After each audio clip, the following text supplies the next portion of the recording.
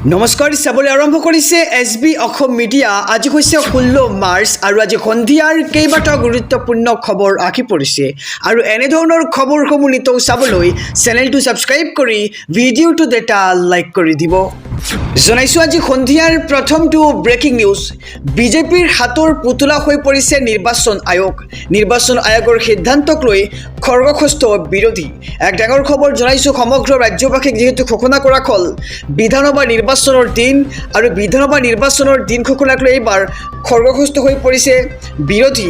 ঘোষণা হ'ল অসমসহ 5 ৰাজ্যৰ বিধানসভা নিৰ্বাচনৰ দিন। 9 এপ্ৰিলত 126টা বিধানসভা সমষ্টিৰ বাবে অসমত অনুষ্ঠিত হ'ব নিৰ্বাচন। এইবাৰ মাত্ৰ এটা পৰ্যায়তে অসমত নিৰ্বাচন অনুষ্ঠিত কৰাৰ সিদ্ধান্ত নিৰ্বাচন আয়োগৰ। ইফালে নিৰ্বাচন আয়োগৰ সিদ্ধান্তক লৈ খৰ্গহস্ত হৈ পৰিছে ৰাজ্যৰ বিৰোধী শিবিৰ। এটা পৰ্যায়ত নিৰ্বাচন অনুষ্ঠিত কৰাৰ বিৰোধিতা বিধায়ক অখিল গগৈৰ আৰু নিৰ্বাচন আয়োগে চৰকাৰৰ নিৰ্দেশত এই সিদ্ধান্ত লোৱা বুলি মন্তব্য বিধায়কগৰাকীৰ। আৰু মুখ্যমন্ত্ৰী হিমন্ত বিশ্ব শৰ্মাক বচাবৰ কাৰণেই প্ৰধানমন্ত্ৰী আৰু গৃহমন্ত্ৰীৰ নিৰ্দেশত নিৰ্বাচন আয়োগে এই সিদ্ধান্ত লোৱাৰ অভিযোগ অখিল গগৈৰ। আৰু এটা পৰ্যায়ত অসমত হ'বলগীয়া নিৰ্বাচন কোনোপধ্যেই মানি ল'ব নোৱাৰাৰ দাবী অখিল গগৈৰ। নিৰ্বাচন আয়োগে এই সিদ্ধান্ত সলনি কৰি 3টা পৰ্যায়ত নিৰ্বাচন অনুষ্ঠিত কৰাৰ দাবী জনাইছে বিধায়কগৰাকীয়ে। ইফালে 3 সপ্তাহতে নিৰ্বাচন প্ৰক্ৰিয়া সম্পন্নৰ সিদ্ধান্তক লৈ আয়োগৰ বিৰুদ্ধে প্ৰতিক্ৰিয়া অজাপৰ আৰু বিজেপিৰ শ্ৰুতিলিপি মতে নিৰ্বাচন আয়োগে কাম কৰাৰ অভিযোগ অজাপৰ আৰু নিৰ্বাচন আয়োগ বিজেপিৰ হাতৰ পুতলা হৈ পৰিছে বুলিও মন্তব্য অজাপৰ নেতৃত্বৰ। জনাইছোঁ আৰু এটি ব্ৰেকিং নিউজ, ডাঙৰ খবৰ। এইবাৰ কংগ্ৰেছক সমালোচনা কৰিবলৈ গৈ মুখ্যমন্ত্ৰীকে সমালোচনা গৃহমন্ত্ৰী অমিত শ্বাহৰ। জনাইছোঁ সবিস্তাৰে খবৰ। দুদিনীয়া কাৰ্যসূচীৰে শনিবাৰে পুনৰ অসমলৈ আহিল গৃহমন্ত্ৰী অমিত শ্বাহ আৰু অসমত উপস্থিত হৈয়ে ৰাজ্যৰ স্বাস্থ্যখণ্ডৰ উন্নতিৰ ঢাক ঢোল বজালে গৃহমন্ত্ৰীগৰাকীয়ে আৰু বিজেপি চৰকাৰৰ উন্নতিৰ জয়গান গাই কংগ্ৰেছক তীব্ৰ সমালোচনা অমিত শ্বাহৰ। কিন্তু কংগ্ৰেছক সমালোচনা কৰিবলৈ গৈ পৰোক্ষভাৱে হিমন্ত বিশ্ব শৰ্মাকে সমালোচনা কৰিলে গৃহমন্ত্ৰী অমিত শ্বাহে। গৃহমন্ত্ৰীৰ মতে কংগ্ৰেছৰ দিনত ৰাজ্যৰ স্বাস্থ্যখণ্ডৰ অৱস্থা আছিল অতি শোচনীয় আৰু কংগ্ৰেছৰ দিনত মহিলাই চিকিৎসালয়ৰ পৰিৱৰ্তে ঘৰতে প্ৰসৱ কৰিবলগীয়া হৈছিল নিজৰ সন্তান। কিন্তু লক্ষণীয়ভাৱে কংগ্ৰেছৰ দিনত অধিকাংশ সময়ে স্বাস্থ্যমন্ত্ৰীৰ দায়িত্বত আছিল ৰাজ্যৰ মুখ্যমন্ত্ৰী ডক্টৰ হিমন্ত বিশ্ব শৰ্মা আৰু কংগ্ৰেছৰ এনেবোৰ কথা ক'বলৈ গৈ পৰোক্ষভাৱে এইবাৰ মুখ্যমন্ত্ৰীক সমালোচনা দেশৰ গৃহমন্ত্ৰী অমিত শ্বাহৰ। আৰু অৰ্থাৎ হিমন্ত বিশ্ব শৰ্মাৰ স্বাস্থ্যমন্ত্ৰিত্বৰ সময়ত ৰাইজে লাভ কৰা নাছিল পৰ্যাপ্ত চিকিৎসা সেৱা। আৰু গৃহমন্ত্ৰীগৰাকীৰ মন্তব্যৰ পাছতে সমগ্ৰ ৰাজ্যজুৰি সৃষ্টি হৈছে এতিয়া প্ৰতিক্ৰিয়া। কংগ্ৰেছক সমালোচনা কৰিবলৈ গৈ পৰোক্ষভাৱে মুখ্যমন্ত্ৰী হিমন্ত বিশ্ব শৰ্মাকে সমালোচনা কৰিছে এইবাৰ গৃহমন্ত্ৰীগৰাকীয়ে। দুদিনীয়া কাৰ্যসূচীৰে শনিবাৰে পুনৰ অসমলৈ আহিল গৃহমন্ত্ৰী অমিত শ্বাহ আৰু অসমত উপস্থিত হৈয়ে ৰাজ্যৰ স্বাস্থ্যখণ্ডৰ উন্নতিৰ ঢাক ঢোল বজালে গৃহমন্ত্ৰীগৰাকীয়ে। কিন্তু কংগ্ৰেছক সমালোচনা কৰিবলৈ গৈ পৰোক্ষভাৱে হিমন্ত বিশ্ব শৰ্মাকে সমালোচনা কৰিলে গৃহমন্ত্ৰীগৰাকীয়ে। গৃহমন্ত্ৰীগৰাকীৰ মতে কংগ্ৰেছৰ দিনত ৰাজ্যৰ স্বাস্থ্যখণ্ডৰ অৱস্থা আছিল অতি শোচনীয়, অৰ্থাৎ অতি বেয়া আছিল স্বাস্থ্যখণ্ড। কিন্তু লক্ষণীয়ভাৱে দেখিবলৈ গ'লে কংগ্ৰেছৰ দিনত অধিকাংশ সময়ে স্বাস্থ্যমন্ত্ৰীৰ দায়িত্বত আছিল মুখ্যমন্ত্ৰী ডক্টৰ হিমন্ত বিশ্ব শৰ্মা আৰু গৃহমন্ত্ৰীগৰাকীৰ মন্তব্যৰ পাছতেই এতিয়া সমগ্ৰ ৰাজ্যজুৰি সৃষ্টি হৈছে বহু বিতৰ্কৰ। আহিছোঁ পৰৱৰ্তী খবৰৰ মাজলৈ। 2029 চনত বিজেপিত যোগদান কৰিব প্ৰদ্যুৎ বৰদলৈ আৰু এইবাৰ এটাও হিন্দু নেতা কংগ্ৰেছত নথকাৰ দাবী জনাইছে ৰাজ্যৰ মুখ্যমন্ত্ৰী ডক্টৰ হিমন্ত বিশ্ব শৰ্মাই। জনাইছোঁ সবিশেষ খবৰ। 2029 চনত বিজেপিত যোগদান কৰিব প্ৰদ্যুৎ বৰদলৈয়ে। পুনৰ ভৱিষ্যতবাণী মুখ্যমন্ত্ৰী ডক্টৰ হিমন্ত বিশ্ব শৰ্মাৰ। প্ৰদ্যুৎ বৰদলৈ বিজেপিত যোগদান কৰাটো একেবাৰে নিশ্চিত হৈ পৰিছে। কংগ্ৰেছত আৰু এজনো হিন্দু নেতা নাথাকে এতিয়াৰে পৰা। 2030 চনৰ ভিতৰত হিন্দু শূন্য হৈ পৰিব কংগ্ৰেছ আৰু 2030 চনত কংগ্ৰেছত কোনো হিন্দু নেতা নাথাকিব। এজনো হিন্দু মানুহ কংগ্ৰেছত নাথাকে বুলি এতিয়া মন্তব্য মুখ্যমন্ত্ৰীগৰাকীৰ।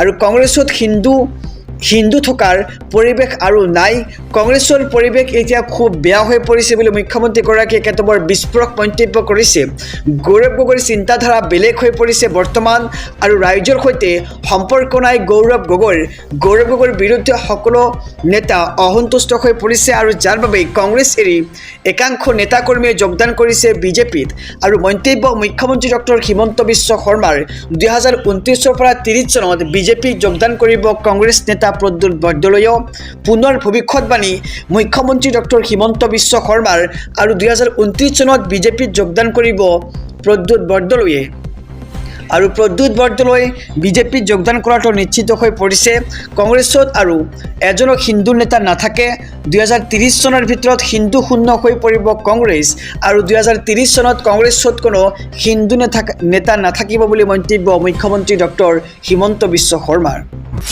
দিবলৈ লৈছোঁ আৰু এটি ব্ৰেকিং নিউজ ডাঙৰ খবৰ ৰাইজৰ দলৰ নেতা অখিল গগৈ আৰু কংগ্ৰেছৰ মিত্ৰতা ভংগ হোৱাৰ পিছতেই যোৰহাট সমষ্টিক লৈ এবাৰ অখিল গগৈয়ে আগবঢ়াইছে এক বিস্ফোৰক মন্তব্য জনাইছোঁ খবৰ গৌৰৱ গগৈ বিধান হ'বলৈ অহাটো মই বিচাৰোঁ বুলি মন্তব্য কৰিছে অখিল গগৈয়ে লগতে তেওঁ কৈছে যে তেওঁৰ বিৰুদ্ধে প্ৰাৰ্থিত্ব দিব নালাগে বুলি মই দলক আহ্বান জনাইছোঁ আৰু আমাৰ দলে আজি বিয়লি এই সন্দৰ্ভত সিদ্ধান্ত লৈছে যোৰহাট সমষ্টিত গৌৰৱ গগৈৰ বাবে প্ৰত্যাহ্বানজনক হ'ব আৰু সমষ্টিটোত কংগ্ৰেছৰ ভেটি দুৰ্বল আৰু মোক যদি গৌৰৱ গগৈয়ে ফোনত এবাৰ কৈ দিয়ে মই ৰাইজৰ দলৰ যোৰহাট জিলা সমিতিক তেওঁক নিৰ্বাচনত সহায় কৰিবলৈ আহ্বান জনাম বুলি এনে মন্তব্য কৰিছে এবাৰ অখিল গগৈয়ে যিহেতু দেখিবলৈ পোৱা গৈছে যে অখিল গগৈ আৰু কংগ্ৰেছৰ মাজত মিত্ৰতাৰ ফাট মেলিছে আৰু তাৰ মাজতেই অখিল গগৈয়ে এনে বিস্ফোৰক মন্তব্য কৰিছে তেওঁ কৈছে যে যোৰহাট সমষ্টিত কংগ্ৰেছৰ ভেটি অতি দুৰ্বল আৰু মোক যদি গৌৰৱ গগৈয়ে ফোন কলত এবাৰ কৈ দিয়ে মই ৰাইজৰ দলৰ যোৰহাট জিলা সমিতিক তেওঁক নিৰ্বাচনত সহায় কৰিবলৈ আহ্বান জনাম বুলি মন্তব্য কৰিছে লগতে কৈছে যে গৌৰৱ গগৈ বিধান হ'বলৈ অহাটো মই বিচাৰোঁ তেওঁৰ বিৰুদ্ধে প্ৰাৰ্থিত্ব দিব নালাগে বুলি মই দলক আহ্বান জনাইছোঁ আহিছোঁ পৰৱৰ্তী খবৰৰ মাজলৈ আচৰণবিধি উলংঘনৰ বিৰুদ্ধে কঠোৰ হৈছে প্ৰশাসন নিৰ্বাচনী বিসংগতি দেখিলেই দিয়ক অভিযোগ মুকলি কৰা হৈছে কেইটামান বিশেষ ফোন নম্বৰ জনাইছোঁ সবিশেষ খবৰ নিৰ্বাচনী অভিযোগৰ বাবে মুকলি কৰা হৈছে হেল্পলাইন নম্বৰ নিৰ্বাচনী আচৰণবিধি উলংঘনৰ অভিযোগ এতিয়াৰ পৰা আপুনি দিব পাৰিব টল ফ্ৰী নম্বৰৰ যোগেদি ৰাইজৰ সুবিধাৰ বাবে প্ৰশাসনে মুকলি কৰিছে বিশেষ ফোন নম্বৰ 24 ঘণ্টাই সক্ৰিয় হৈ থাকিব এই বিশেষ অভিযোগ কক্ষ আৰু অভিযোগৰ বাবে ডায়াল কৰক টল ফ্ৰী নম্বৰ 180034539996 আকৌ জনাইছোঁ নম্বৰটো আপুনি ডায়াল কৰক 180034539996 নম্বৰ আৰু 1950 নম্বৰটো দিব পাৰিব অভিযোগ নিৰ্বাচন সংক্ৰান্তীয় যিকোনো গুৰুত্বপূৰ্ণ অভিযোগ দাখিল কৰিব পাৰিব আপুনি এই নম্বৰসমূহৰ জৰিয়তে আৰু অভিযোগ লাভ কৰাৰ লগে লগে গ্ৰহণ কৰা হ'ব তৎকালীন ব্যৱস্থা আদৰ্শ নিৰ্বাচনী আচৰণবিধি উলংঘন হ'লে জনাব পাৰিব এই নম্বৰত আৰু নিৰ্বাচনী প্ৰক্ৰিয়া স্বচ্ছ আৰু নিকা কৰাৰ স্বাৰ্থত প্ৰশাসনৰ এই বিশেষ পদক্ষেপ দেখিবলৈ পোৱা গৈছে সকলো নাগৰিককে নিৰ্বাচনৰ পবিত্ৰতা ৰক্ষাৰ বাবে সহায় কৰিবলৈ আহ্বান জনোৱা হৈছে আৰু যোৰহাটৰ জিলা আয়ুক্তই মুকলি কৰে এই বিশেষ হেল্পলাইন নম্বৰটো নিৰ্বাচনী অভিযোগৰ বাবে মুকলি কৰা হৈছে হেল্পলাইন নম্বৰ আৰু নিৰ্বাচনী আচৰণবিধি উলংঘনৰ অভিযোগ এতিয়াৰ পৰা দিব পাৰিব আপুনি টল ফ্ৰী নম্বৰৰ জৰিয়তে আৰু অভিযোগৰ বাবে আপুনি ডায়াল কৰক টল ফ্ৰী নম্বৰ 180034539996 নম্বৰ জনাইছোঁ আৰু এটি ব্ৰেকিং নিউজ ডাঙৰ খবৰ আৰম্ভ হ'ল ৰাজ্যসভা নিৰ্বাচনৰ ভোট গ্ৰহণ ভাগ্যৰ নিৰ্ণয় খবৰ 10খন ৰাজ্যৰ সাংসদৰ জনাইছোঁ সবিস্তাৰে খবৰ ৰাজ্যসভাৰ 37খন আসনক লৈ পুৱাৰে পৰা আৰম্ভ হৈছে ভোট গ্ৰহণ প্ৰক্ৰিয়া বিয়লি 4 বজালৈকে চলিছে এই ভোটদান প্ৰক্ৰিয়া আৰু বিয়লিৰ ভাগলৈ ভাগ্যৰ নিৰ্ণয় হ'ব 10খন ৰাজ্যৰ সাংসদৰ মহাৰাষ্ট্ৰ উৰিষ্যা তামিলনাডু পশ্চিমবংগ অসমকে ধৰি বিহাৰ ছত্তীশগড় হাৰিয়ানা হিমাচল প্ৰদেশ তেলেংগানাকে ধৰি 10খন ৰাজ্যৰ 37খন ৰাজ্যসভাৰ আসনৰ বাবে অনুষ্ঠিত হৈছে নিৰ্বাচন আৰু অসমৰ 3খন আসনৰ বাবেও আজি নিৰ্ণয় হ'ব ভাগ্য। ৰাজ্যসভাৰ 37খন আসনক লৈ পুৱাৰে পৰা আৰম্ভ হৈছে ভোট গ্ৰহণ। বিয়লি 4 বজালৈকে চলিছে এই ভোটদান প্ৰক্ৰিয়া আৰু বিয়লিৰ ভাগলৈ নিশাৰ ভাগলৈ নিৰ্ণয় হ'ব 10খন ৰাজ্যৰ সাংসদৰ ভাগ্য। মহাৰাষ্ট্ৰ, উৰিষ্যা, তামিলনাডু, পশ্চিমবংগ, অসমকে ধৰি বিহাৰ, ছত্তীশগড়, হাৰিয়ানা, হিমাচল প্ৰদেশ আৰু তেলেংগানা একেখন ৰাজ্যত অনুষ্ঠিত হৈছে ৰাজ্যসভাৰ সাংসদৰ বাবে ভোট গ্ৰহণ। আহিছোঁ অন্য এক খবৰৰ মাজলৈ। আজি ইছলাম ধৰ্মাৱলম্বী লোকসকলৰ বাবে পবিত্ৰ শবে কদৰ আৰু আজি পবিত্ৰ শবে কদৰ আল্লাহৰ দয়া আৰু ক্ষমাৰ নিশা। এক ডাঙৰ খবৰ জনাইছোঁ, আজি পবিত্ৰ শবে কদৰ অৰ্থাৎ লাইলাতুল কদৰ। এই ৰাতিক আল্লাহৰ দয়া আৰু ক্ষমাৰ নিশা বুলি কোৱা হয়। ইছলাম ধৰ্মাৱলম্বী লোকসকলে আজি গোটেই নিশা ইবাদত কৰিব। আজি নিশা নামাজ, কোৰাণ তেলাৱাত, তছবিহ তেলাৱাত আৰু দুৱাৰে কটাব ইছলাম ধৰ্মাৱলম্বী লোকসকলে। আৰু 1000 মাসতকৈ এই নিশাৰ ইবাদত উত্তম বুলি গণ্য কৰা হয়। আৰু শবে কদৰৰ নিশাই অৱতীৰ্ণ হৈছিল পবিত্ৰ কোৰাণ শ্বৰীফ। আৰু আজি শবে কদৰ পালন কৰিলেও এই নিশাৰ নিৰ্দিষ্ট তাৰিখ নাথাকে।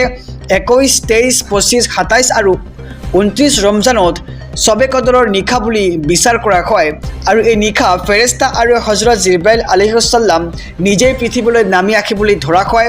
আৰু আজি অতীতৰ পাপ ক্ষমাৰ লগতে আল্লাহৰ দয়া আৰু ক্ষমাৰ সুযোগৰ ৰাতি। আৰু আজি হৈছে পবিত্ৰ শবে কদৰ অৰ্থাৎ লাইলাতুল কদৰ। এই ৰাতিক আল্লাহৰ দয়া আৰু ক্ষমাৰ নিশা বুলি গণ্য কৰে মুছলমান লোকসকলে। আৰু ইছলাম ধৰ্মাৱলম্বী লোকসকলে আজি গোটেই নিশা ইবাদত কৰিব। আজি নিশা নামাজ, কোৰাণ তেলাৱাত, তছবিহ আৰু দুৱাৰে কটাব ইছলাম ধৰ্মাৱলম্বী লোকসকলে। জনাইছোঁ আৰু এটি ব্ৰেকিং নিউজ, ডাঙৰ খবৰ। প্ৰাৰ্থীৰ নামত ওলট পালট ৰাজনীতি অগপ আৰু বিজেপিৰ। নিৰ্বাচনৰ পূৰ্বে কি চলিছে অগপ আৰু বিজেপিত? প্ৰাৰ্থীৰ নামত ওলট পালট ৰাজনীতি অগপ আৰু বিজেপিৰ। বিজেপিত প্ৰাৰ্থিত্ব নোপোৱাৰ আশংকাত কোনোবা গৈছে অগপত আৰু অগপত প্ৰাৰ্থিত্ব নোপোৱাৰ আশংকাত আন কোনোবা আকৌ বিজেপিলৈ ঢাপলি মেলিছে। আৰু আজি বিজেপি এৰি অগপত যোগদান কৰিব পূৰ্বৰ আছু নেতা প্ৰকাশ দাসে। আৰু গেৰুৱা বসন পৰিধান প্ৰাক্তন অগপ বিধায়ক ভূপেন ৰায়ৰ। বিজেপি ভৱনত দিলীপ শইকীয়াৰ উপস্থিতিত যোগদান কাৰ্যসূচী। অভয়াপুৰীৰ বিজেপিৰ প্ৰাৰ্থী হোৱাৰ সম্ভাৱনা ভূপেন ৰায়ৰ। আৰু অভয়াপুৰীৰ সমষ্টিত এইবাৰ বিজেপিয়ে ৰাখিব নিজৰ দখলত। নিৰ্বাচনৰ পূৰ্বে কি চলিছে অগপ আৰু বিজেপিত? প্ৰাৰ্থীৰ নামত ওলট পালট ৰাজনীতি অগপ আৰু বিজেপিৰ। বিজেপিত প্ৰাৰ্থিত্ব নোপোৱাৰ আশংকাত কোনোবা গৈছে অগপত আৰু অগপত প্ৰাৰ্থিত্ব নোপোৱাৰ আশংকাত আন কোনোবা আকৌ বিজেপিলৈ ঢাপলি মেলিছে। আৰু আজি বিজেপি এৰি অগপত যোগদান কৰিব পূৰ্বৰ আছু নেতা প্ৰকাশ দাসে। অহা 9 এপ্ৰিলৰ পৰা অসমত আৰম্ভ হ'ব বিধানসভা নিৰ্বাচনৰ ভোট গ্ৰহণ আৰু 4 মে'ত ঘোষণা কৰা হ'ব ফলাফল। এক ডাঙৰ খবৰ জনাইছোঁ সমগ্ৰ ৰাজ্যবাসীক। অসমত বিধানসভা নিৰ্বাচনৰ দিন ঘোষণা কৰা হৈছে। এটা পৰ্যায়তে অসমত অনুষ্ঠিত হ'ব ভোট গ্ৰহণ আৰু 9 এপ্ৰিলত বিধানসভা নিৰ্বাচনৰ ভোট গ্ৰহণ অনুষ্ঠিত কৰা হ'ব।